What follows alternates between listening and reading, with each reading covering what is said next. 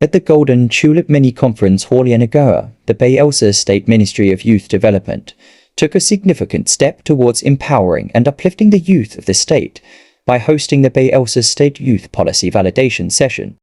Speaking during the event, participants and stakeholders commended the ministry for the initiative, describing the youth policy as the right call of action for the development of young people in the state. Undermine the potentials of our youth. We see young people in this part of the world essentially as political tools. So we never grow old in this part of the world. But do we plan for the youth? We don't.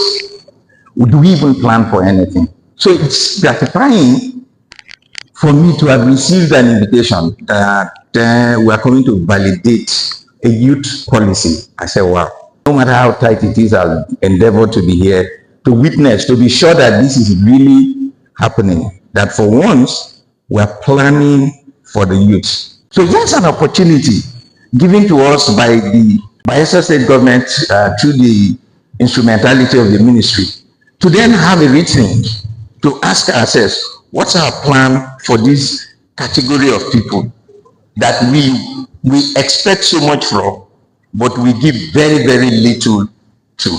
There must be a conducive environment for the private sector to do their businesses. And that's what we have conveyed this message to the youth of various communities who will also play a vital role in ensuring that there is peace in every local government and every community. His Excellency Senator Doyle is committed. Only government alone cannot contribute to the development of the youth in any given state. And Bayelsa, indeed, the youths are ready to be part of decision making. I think we should be clapping for that. Our developmental partners, be rest assured that Bayelsa is very ripe for investors to come and invest. And we believe that doing that, we are also playing our role as a state in terms of employment. It's on this note I want to commend all our developmental partners who are here with us. The event featured key presentations from participants and plenary sessions to address specific thematic areas outlined in the policy, and was well attended by a wide range of stakeholders and development partners of the Ministry of Youth. So we should encourage our youths to be entrepreneurs that will also employ other people. It's not just training, there should be mentorship. They talked of establishing skill centers. Is it training centers also in all the 8 local governments? Advocating for more schools for people living with disabilities. Like in Bayelsa State, we have a school for special children in Opolo. We are looking at refining that one, making it look more conducive for the student to learn. This is because most of the time the students living with disabilities, they find it hard to associate with other people who are okay. But if you have a separate learning center for them, it will give them more opportunities to free themselves up and then learn. Meant the aspect of pushing for 10% for the seats for youth to be part of it. We also advocate for inclusivity in that part. We've applied the globally recognized methodology for developing policy documents. We started off by having the initial text review to understand the Bayelsa context and also put it within the context of the national and global circumstance around this. We've also been able to look at relative other documents like the National Youth Policy, the UN Charter, the African Union Charter on Youth, and all of that. And then once we were done with that, we went down to the point of engagement. So we developed engagement tools, which the Ministry of Youth has used in going to all the local government areas to get the views of Bayelsa youth to be able to understand what they really want in the youth policy for youth in Bayelsa. Stakeholders here today have reminded us of a few things that we've missed. A very important one is around inclusion, creating policy statements and directions for people with disabilities, and also ensuring that the gender point is a bit more obvious in some of the areas in the document. But we've also seen some bit of practical challenge to some of the things we've put in the documents, how we've expressed the language. So it's been really good to get all of this in, and I really think that the quality of stakeholder participation today has been very good. So the scenario is, if anybody wants to come and do anything with young people in Bayelsa, whether private sector, development partners, people in government, federal, at whatever level, they now have a starting point. You don't need to go to the ministry and say, how can we help you? What do people want to achieve? This policy document says, this is what we want to achieve.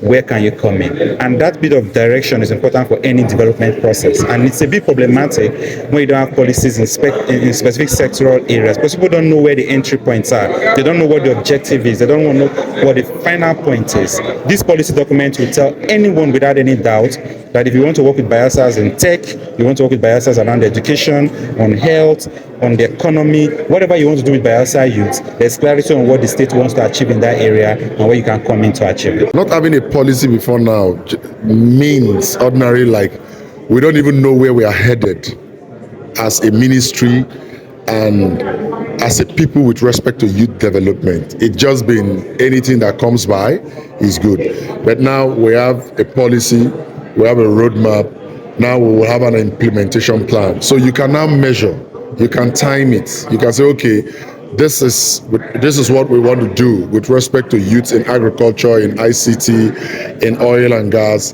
in entrepreneurship, and so on and so forth. So with this policy that will span about the next 5 years, we'll be able to measure what we are doing, how we've been able to achieve it, get our KPIs, have our normal monitoring and evaluation system with respect to the implementation. So it's essential. You can't even attract development partners to collaborate with you in terms of coming up with programs when you don't have this policy. Probably that's why we may not have been taken seriously in the past, but now with this policy in place, development partners in and out of the country can key into the areas that they can collaborate with us. You can see that some organizations like the UNODC and even the African Renaissance Energy Company that attended, in their contributions, they're already telling you where they want to partner with respect to youth development. So if you don't have this framework cast and passed, most people would not take you seriously, and that's been the major problem with respect to youth development.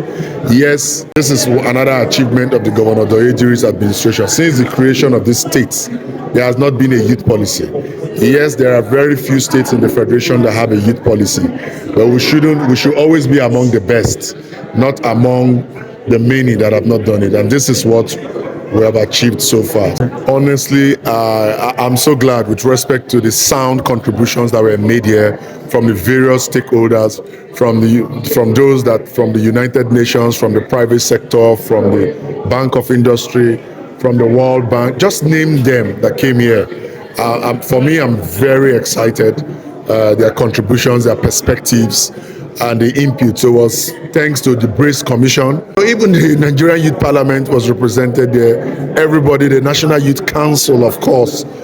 So I'm so excited with the inputs and the insights. My word of advice for the Bayelsa youth will always be that we should deploy more of our intellect more than our might, because our real strength is in our intellect. This milestone marks a significant achievement in the efforts to prioritize the development and empowerment of the youth in Bayelsa, and sets the stage for a brighter and more prosperous future for young people in the state.